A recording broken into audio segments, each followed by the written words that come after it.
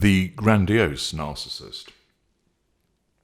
As you know, or you ought to know, I categorise narcissists into 4 schools: lesser, mid-range, greater, and the ultra. And lesser, mid-range, and greater are then divided into various sub-schools. I do this in order to enable you to receive the best and rivaled information to enable you to understand narcissists, because there really isn't a one-size-fits-all. Unfortunately, other providers tend to adopt this approach, or one which is far too generalised. So there are those that talk about narcissism within the traditional concept of it being somebody who is a blatant show-off, extremely vain, is uncaring, tramples on other people underfoot. And as you all know, as a consequence of my material and also your own experiences, narcissists come in many other shapes and forms compared to that. There are some providers, however, that talk about the concept of covert narcissists, and I've made a video explaining why that is an unhelpful term. Please do listen to it. And there are also that talk about grandiose narcissists. Again, that term provides a degree of steer towards understanding narcissists, but is far too broad in application. And it is sufficient to talk about a narcissist having grandiose behaviours, but to create a category of grandiose narcissist is far too wide and is unhelpful with regard to your situation and in terms of enabling you to understand what you're dealing with, what this means and how you should deal with it and what you can expect to happen. By referring to an individual as being a grandiose narcissist, this spans too many different sub-schools with varying behaviours and ultimately becomes unhelpful. It is far better to think of grandiose behaviours which are applicable to different types of narcissist rather than a grandiose narcissist being a category in its own. It's too wide. And I'm going to explain later in this video how the concept of grandiose behaviours applies to several different sub-schools to help you understand more about the concept of grandiosity and also with regard to understanding more about particular sub-schools of narcissist. So, what do these grandiose behaviours look like? Well, the grandiosity when it comes to a narcissist, this manifests in lots of different ways. There is extroversion. So you'll find that grandiose narcissists tend to be enthusiastic individuals, highly charged, energized, assertive. They thrive off people, and of course, that is a consequence of the provision of fuel that is being provided by those individuals to the narcissist, powering the narcissist so that they manifest as enthused and energized and confident, and they're gregarious. Often expansive body language, sweeping arms, pointing, fist pumping, chest puffed up, holding the room, holding the table, somebody who caught in a group of friends at the pub. So there is this behaviour that's extroverted. You'll also see with these grandiose behaviours with regard to the relevant classes or relevant subschools rather of narcissists, that there is an absence or very low neurotic behaviours. You don't see anxiety manifesting. So whereas certain narcissists where their control is threatened, a response might be for that narcissist to appear anxious and fixating on a particular problem, to catastrophize, to almost become hypervigilant to the issue. The grandiose narcissist doesn't do that, and there is an absence of or very low anxiety. And the grandiose behaviours that are applicable to that type of sub-school are whereby the narcissist exhibits a grandiose behaviour by asserting control in an expansive way. Generosity, buying everybody's drinks, or talking about a grand scheme that they are going to introduce, by talking about their huge accomplishments, real or imagined, or a bit of both, where there's some substance, but it's been embellished and exaggerated upon. Grandiose behaviours manifest as big picture behaviour rather than fixation on micromanaged minor detail.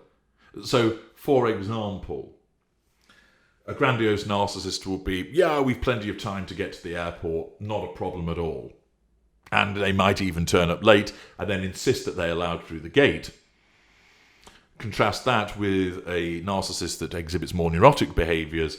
They would be pestering members of the family to ensure that they're organised. They would want to get there far too early at the airport, and then would keep talking to the agent at the gate.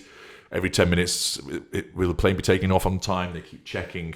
And so their assertion of control is in a more micromanaged way, exhibiting a lack of confidence and anxiety. That's absence with grandiose behaviours.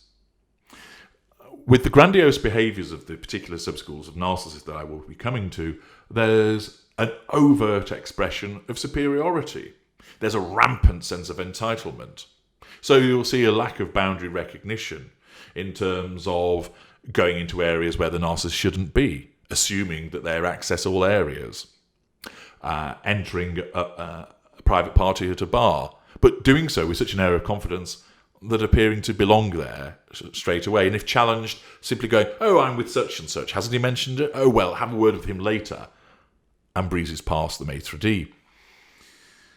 Grandiose behaviours show exaggeration, boasting about achievements, or where the achievements are real, not having that kept in check by emotional empathy in terms of decency, and instead bragging about sales targets having met, or how well the business is doing, or I played the back nine, 4 under par. You should have seen the last shot that I did. Tiger Woods would have been proud of it. There's exaggeration, embellishment, often talking in a loud voice, ensuring that everybody can hear. These are the grandiose behaviours. Are the egomaniacs, the alpha males that eat what they kill, the chest beaters. And when it comes to dealing with threats to their control, the response is different for those narcissists that exhibit grandiose behaviours, although there are different subtleties. Across the board, in general terms, the grandiose behaviours are such that where there is a threat to control, it has a different impact. The grandiose behaviours of the relevant subschools of narcissists such that they're less inclined to slink away, shrink back, withdraw. It can still happen because it's one of the assertions of control, but they are far more likely to respond in a bombastic, in-your-face, aggressive, charismatic, polished response. So for some, it might be in-your-face aggression. For others, it might be in-your-face with charm, or in your face with a magnetic and supposedly compassionate response. But the point is, there is no withdrawal, there is no retreat. It's very much right in front of you. And so, where there is a threat to control, the narcissists that exhibit grandiose behaviour respond in a differing way from other types. They're more likely to be dismissive. Oh, forget about that. That's not a problem. Nobody goes there anymore. Don't be concerned by that. Leave it with me. I'll have it sorted. Oh, they won't complain if they know what's good for them. We can go through here. It's absolutely fine. I was here last week. They know me here. Might going on the attack in terms of the usual, do you know who I am? And in certain instances where you have that grandiosity with a mid-ranger, the threats. If you don't do this, you'll lose your job. If you don't do that, you will come to regret it. So, the term grandiose narcissist isn't helpful. It's too wide. And instead, think about the grandiose behaviours as I have just described, so that you can see those exhibited and realise, yes, that is one element of the narcissist grandiose behaviours. Now, how does this fit into my detailed and useful matrix with regard to the types of narcissist? Grandiosity is exhibited primarily by upper lesser type A, upper lesser type B, upper mid-range, all greater narcissist, and ultra. Now, that's not to say that you won't get occasional boasting by lower lesser, middle lesser, lower mid-range, and even middle mid-range. But it is nowhere on the scale of grandiosity that is exhibited by the subschools that I've just mentioned to you. And that's why it's important to remember that narcissism is a palette of different behaviours. You will find certain narcissists have a commonality of certain behaviours, others are completely absent. So, certain schools, for example, lesser, no cognitive empathy. All of them, whether lower lesser, middle lesser, upper lesser A, upper lesser B, no cognitive empathy exhibited. Mid-rangers, they do have cognitive empathy. All of them, lower mid-range, middle mid-range, A and B, upper mid-range. So there are certain commonalities, and then the differences between the schools. And then there are differences within the subschools. So, grandiose behaviours are witnessed by dealing with upper lesser A, upper lesser B, upper mid-range, all greater, and the ultra. What does some of that look like? Well, with the upper lesser A, you'll be dealing with a very obvious grandiosity.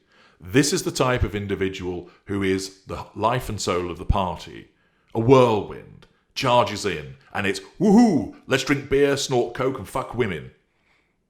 And they're talkative, energetic, this real whirlwind of energy. And they're at the party just for 2 hours, and then they're off to the next one. And somebody goes, who the fuck was he? It's like a electric current around several neutron bombs whizzed around the party. Shaking hands, fist pumping, grinning, high fives, but it's all superficiality. That upper lesser type A is grandiose.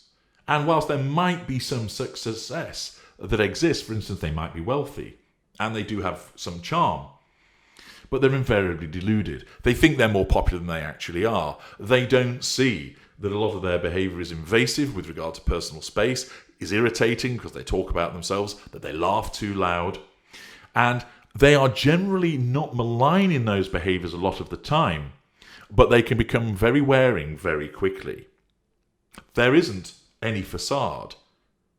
They are blatantly superficial. And for instance, if you were to say to one of those narcissists, I'm feeling really miserable, my wife has just left me, he'll go, who fucking cares? This means we can go out and you don't have to worry about it nagging you. Come on, let's get out tonight and let's get down the clubs and take loads of drugs and get with loads of hookers. He's not interested because he hasn't even got any cognitive empathy. So he's grandiose in his whirlwind approach of talking about himself at 100 miles per hour, exhibiting this massive amount of energy. He's shaking hands. He seems to know everybody. He's very assertive, ultra confident. Doesn't worry about anything. And if there's a threat to his control, he just brushes it off. Don't worry about that. Or he'll just vanish. Not because he's shrinking away, but he's got something else more exciting, something even more glittery and shiny that suddenly caught his attention and he's moved on. So that's how some grandiosity and grandiose behaviours exhibit with the upper lesser type A. What about the upper lesser type B? Well, similarly, no facade with him. And he's equally superficial, but in a more unpleasant way. He doesn't give a damn, and he lets you know it. You failed to give me this report on time because your wife's dead?